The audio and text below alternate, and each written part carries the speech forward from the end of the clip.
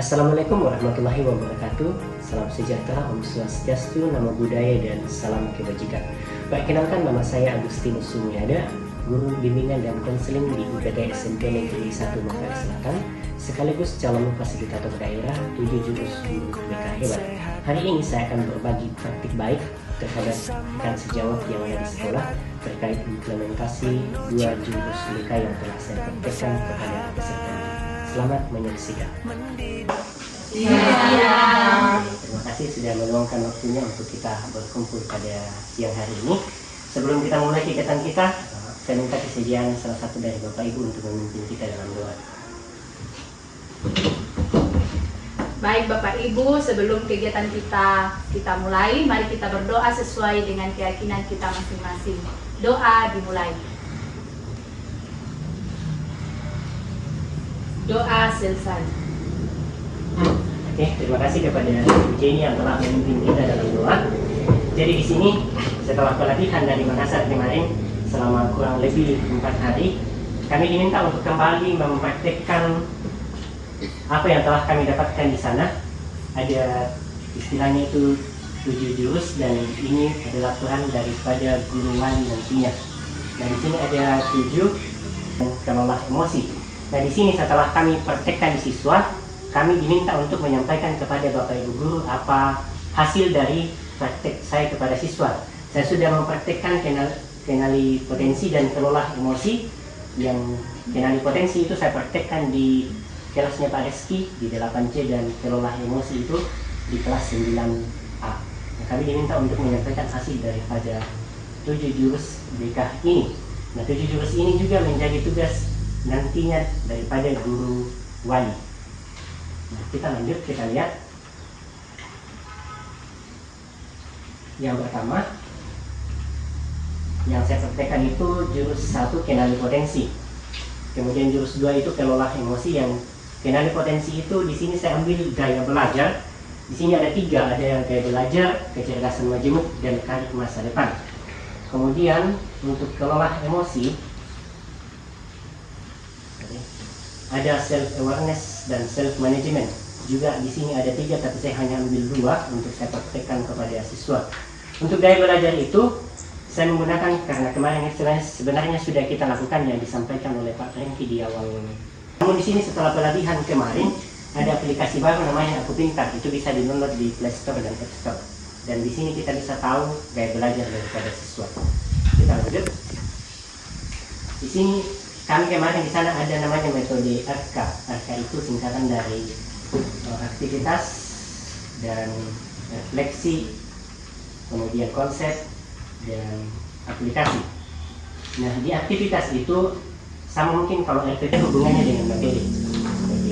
Kemudian untuk refleksi dari aktivitas itu kita minta peserta didik untuk merefleksikan. Kemudian konsep itu kita lanjut dengan konsep. Konsepnya itu guru menyampaikan konsep materi dari tema yang akan disampaikan. Kemudian aplikasi itu misalnya presentasi di depan. Itu metode belajarnya. Kemudian ini yang pertama. Kenapa saya memilih yang pertama ini? Alasan saya memilih jurus 1 yaitu kenali potensi, karena dalam implementasian ini hasil asesmen dan observasi siswa di kelas 8C belum memahami gaya belajar mereka, sehingga mereka masih banyak yang bingung tentang gaya belajar mereka sendiri. Kemudian lewat aplikasi Aku Pintar mereka tahu akan gaya belajar mereka. Jadi kemarin itu yang saya lakukan di 8C, saya suruh mereka bawa HP, kemudian saya suruh download di Play Store aplikasi tersebut. Lalu mereka melakukan asesmen tentang gaya belajar mereka. Setelah itu mereka tahu apa gaya belajar. Lanjut, tantangan yang saya hadapi ini, yang pertama kurangnya pemahaman siswa tentang konsep gaya belajar. Jadi mereka awalnya tidak tahu apa itu auditori, apa itu kinestetik, apa itu visual. Nah, setelah itu mereka sudah tahu, oh ternyata auditori itu seperti ini. Kemudian keterbatasan waktu dan layanan. Jadi kemarin itu karena di sini kita tidak ada jam BK, sehingga saya menggunakan jam prakarya untuk ini. Berikut keterbatasan fasilitas dan jaringan. Kalau jaringan internet kita di sini sudah memadai, namun anak-anak kita ada yang tidak mempunyai HP. Jadi yang saya lakukan, saya pinjamkan saya punya HP, mereka pakai untuk melakukan asesmen tersebut.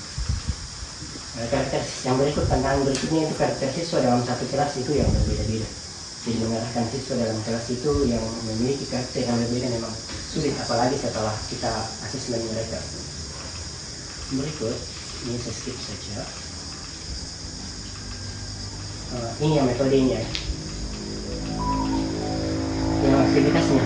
Jadi untuk aktivitas yang saya jelaskan di awal tadi, murid diminta untuk membuka aplikasi atau pintar handphone masing-masing, kemudian memilih tes gaya belajar, lalu dikerjakan. Selesai mengerjakan, hasil tes disimpan, kemudian di screenshot. Jadi itu yang saya lakukan kemarin, saya kelompok. Saya suruh mereka mengerjakan tes, setelah itu saya kelompokkan mereka berdasarkan gaya belajar mereka. Kemudian untuk refleksinya, itu saya mengelompokkan mereka, kemudian konsep, saya menjelaskan ke mereka. Oh, auditori itu nak, gaya belajarnya auditori adalah gaya belajar seperti ini, kinestetik seperti ini, dan cara belajarnya begini. Kemudian untuk aplikasinya itu saya minta mereka mempresentasikan hasil diskusinya tentang strategi belajar mereka berdasarkan gaya belajar mereka. Di sini kesimpulannya, hasil implementasi yang saya lakukan, hasil yang saya dapatkan dari pengimplementasian jurus ini di kelas 8C, peserta didik mulai mengenali gaya belajar mereka sehingga mereka dapat menggunakan metode gaya belajar yang efektif.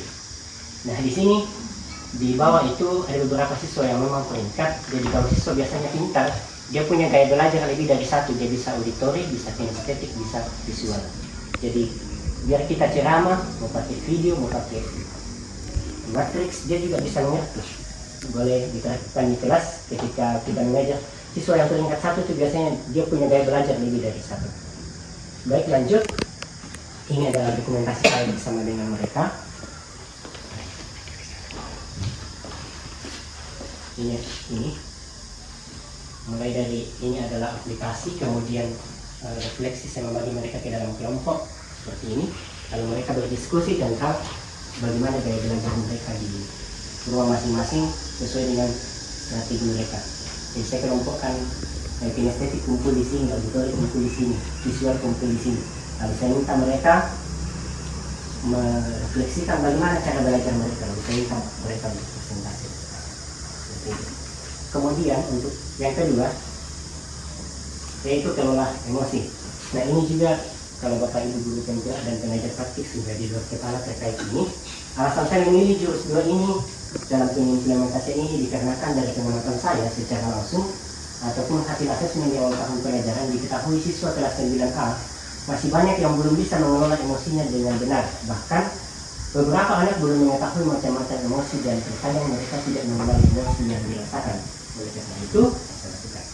Nah, tantangan saya yang pertama itu sulit mengenal siswa itu kesulitan mengenali dan menamai emosinya sendiri. Jadi mereka bingung. Sedih itu apakah emosi? Marah itu apakah emosi? Jatuh cinta itu apakah emosi? Mereka tidak tahu bahwa ternyata itu adalah emosi. Kemudian kurangnya kontrol di saat muncul emosi negatif. Jadi kebanyakan siswa, apalagi siswa SMP itu, mereka kadang tidak mengontrol ketika mereka marah. Seperti kemarin saya contohkan Gabriel ya, pukul temannya di kelas. Saya tanya, kenapa kau pukul? Tidak. Dia bilang, Kak Pak, kau itu terlalu banyak gaya bahwa kau tidak bisa bayar utang. Kenapa kau lakukan itu? Saya tidak tahan emosiku, Pak. Seandainya dia bisa mengelola emosinya dengan baik, dia mungkin tidak akan memukul temannya itu. Nah itu kurangnya kontrol. Kemudian perbedaan tingkat keterbukaan antar siswa.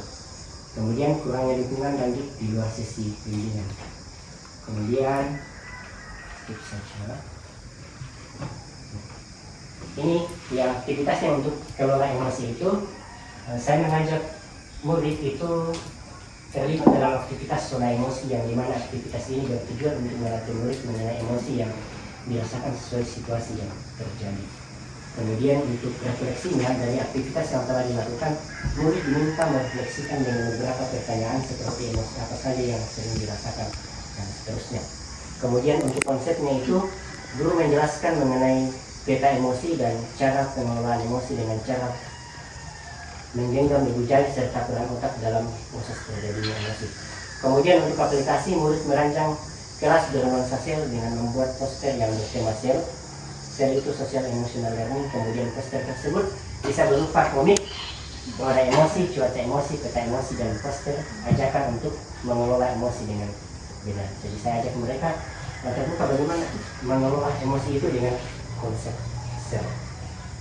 Kemudian hasilnya itu, hasil yang saya dapatkan itu dari pengimplementasian jurus di kelas 9A, murid mulai mengerti macam-macam emosi dan cara pengendalian emosi dengan benar dan bijak. Murid pun senang dengan metode ARPA yang saya terapkan dalam proses mengevaluasikan. Jadi setelah selesai kemarin, mereka sudah tahu, oh ternyata kalau kita marah, caranya begini mengelola emosi. Kalau kita sedih, apa yang kita lakukan? Kalau kita marah, seperti ini caranya mengelola. Itu ada dalam mengelola emosi dengan konsep sel. Kemudian ini adalah dokumentasinya, ini seperti ini aktivitasnya.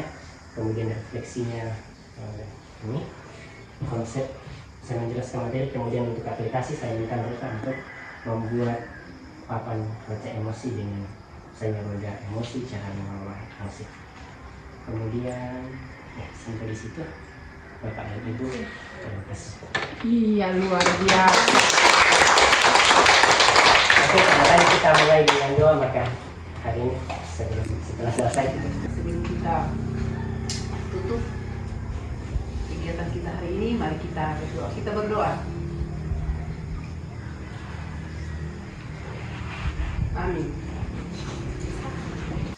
Bapak Ibu, menurut saya bagian yang paling berkesan dari praktik baik ini adalah adanya model atau metode pembelajaran yang dinamakan ARKA. Ketika saya mengadopsi model ini dan menggunakannya pada pelajaran saya yaitu IPA, saya merasa bahwa pembelajaran menjadi lebih efisien karena model tersebut singkat, simpel, dan bermakna. Demikian video praktik baik saya, semoga dapat menginspirasi Bapak dan Ibu. Wassalamualaikum warahmatullahi wabarakatuh. Bimbingan tepat, generasi hebat.